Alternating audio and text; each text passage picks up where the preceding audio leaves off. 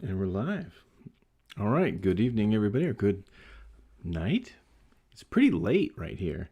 I'm in California, so it's about 12 past 1 a.m. So I'm significantly tired, but don't worry. I'm keeping myself up. I'm having a good drink of milk. Delicious. I just watched the first episode of season 2 of The Witcher. I'm excited to talk about it. Hopefully, you're excited to listen. This review or reaction to it is going to be probably a little spoiler filled. So if you don't want to be spoiled, I won't be offended if you bow out on this one. It's more like a reaction that I hope that folks share and want to come to the channel, ask any questions. If you're able to attend live, I know it may be a bit abrupt. I'd be glad to take any questions from anyone. But if there are no questions, that's fine. But just reacting and telling you my thoughts about the first episode of season 2. It's entitled A Grain of Truth. Now, A Grain of Truth is from the book of short stories called The Last Wish, which is actually, I think, maybe my favorite Witcher book. Most of the stories from My Last Wish were already published or already done as episodes in season 1 of The Witcher. Okay, so this one is one of the only ones that I think didn't get put into season 1, so they wanted to put it in to season 2. It's a great story, so I'm glad that they did it. But in this episode, you see Geralt using Axii on Roach, and he calms down his horse, which is probably the most appropriate use of Axii, to make Roach not so afraid of entering an obviously haunted forest towards a house filled with monsters, which is something Witcher would normally do.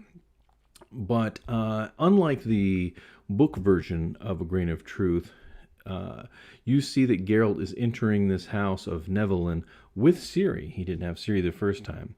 So the first time that Nevelyn and Geralt meet, he's in this new warthog man form, and he attacks Geralt. But you can tell that they're buddies, that they have this long history and story and backstory.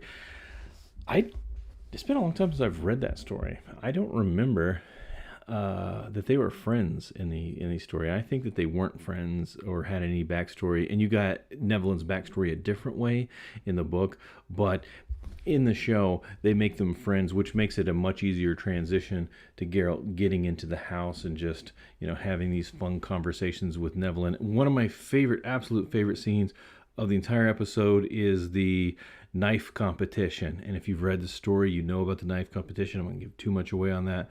But that's a lot of fun.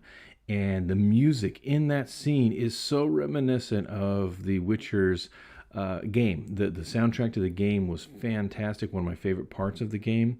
And in that scene, you get a lot of that kind of cultural folk music with the mandolins and the bouzoukis. Bouzouki's one of my favorite instruments. Great folkish kind of sound to it. Great scene, and I really enjoyed it. And then you get a scene that's not in the books at all because Ciri's not there, between the Bruxa and Ciri, and this is a new thing that's put into the episode that you don't get in the books at all, which is an interaction between Ciri and the Bruxa, and it makes the Bruxa a bit more relatable, and you almost feel for her, like a bit of compassion, because she's warning Ciri, like, you're different, I'm different. This Witcher, he's only out here to kill monsters. He's not here to help you. You're next, basically, is kind of the message she sends Ciri. And that scene makes you honestly kind of start to root for the Bruxa to make it out of this episode, because I don't know, it gives her a kind of humanity that you didn't have, I don't think, in the original story. And I think the story portrayed the Bruxa a little bit differently, almost like a siren or something, if I'm remembering correctly, but it's been a long time since I've read that one.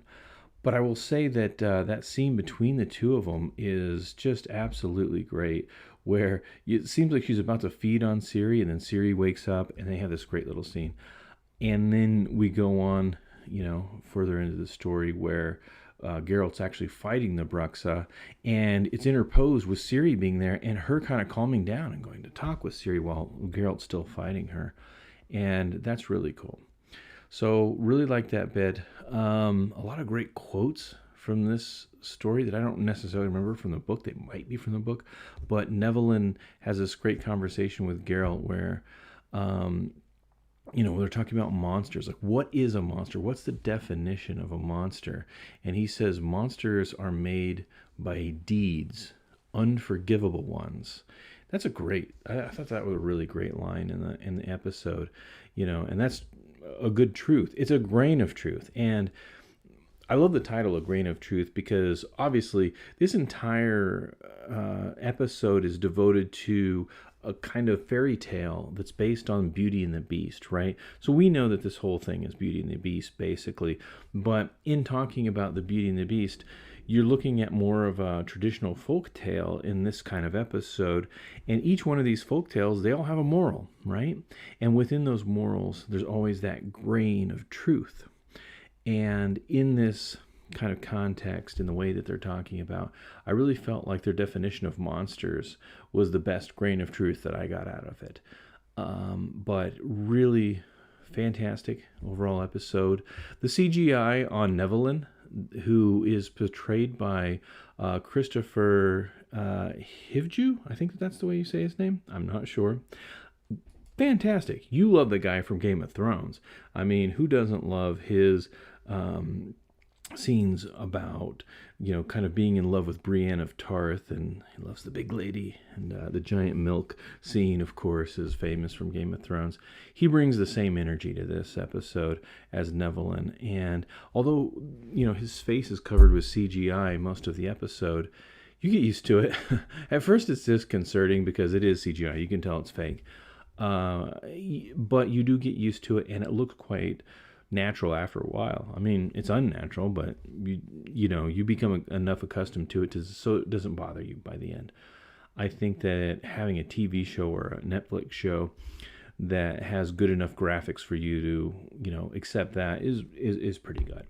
The Bruxa, on the other hand, it definitely looks a little like a TV show CGI. Not as great when you see the full Bruxa form, but it's still fun. It works. It serves its purpose. The fight scenes are fun. The music is great.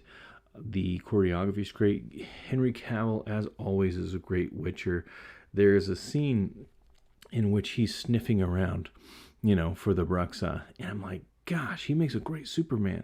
He almost makes a great Wolverine too. Maybe there could be I don't think you could have a guy be Superman in the DC universe and also be Wolverine in Marvel, but dang it, he could have been a good Wolverine, I was thinking that when I saw this episode.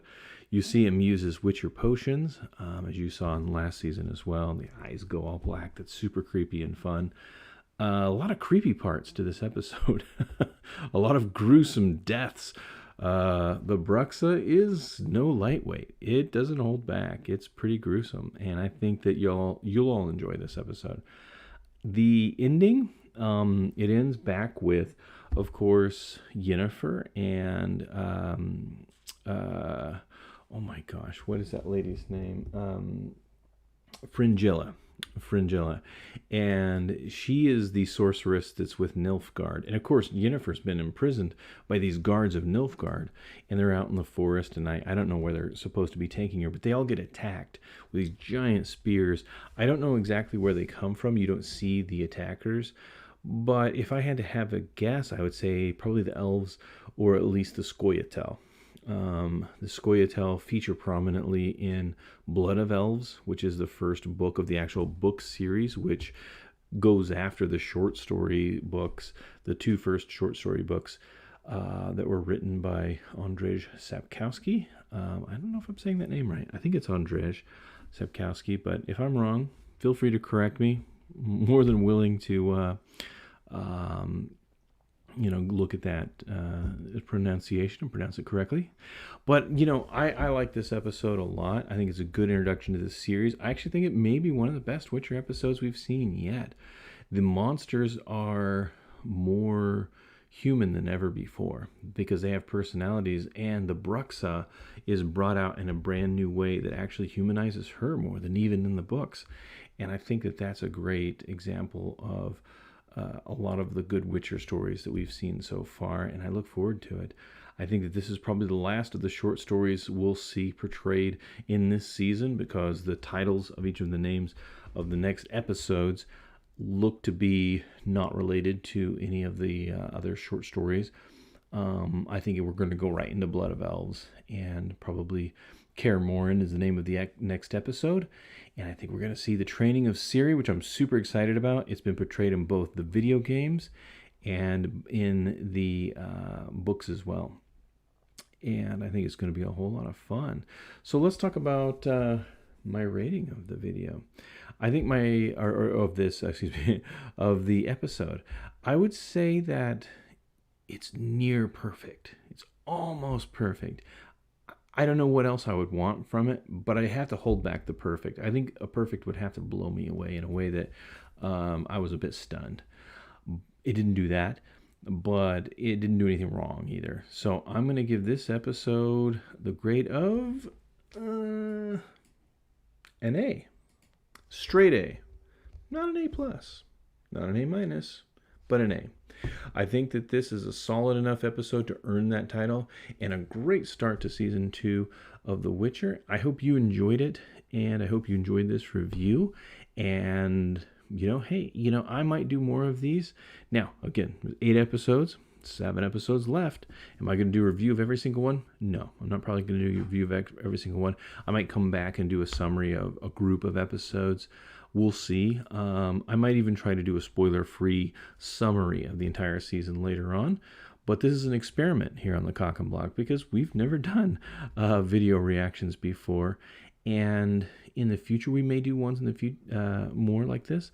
I think Matt and I have both talked about doing Cobra Kai. Might have got to get Matt caught up on Cobra Kai, so we can do Cobra Kai season 4. That's going to be a lot of fun. So hopefully we'll get that done for you all, and I hope you liked this reaction or review to the first episode of The Witcher. If you have any questions, let us know. Be glad to respond. But yeah, that's it for me here late at night here on the Cock and Block. Oh, yeah, Matt, thank you. Don't forget to like and subscribe.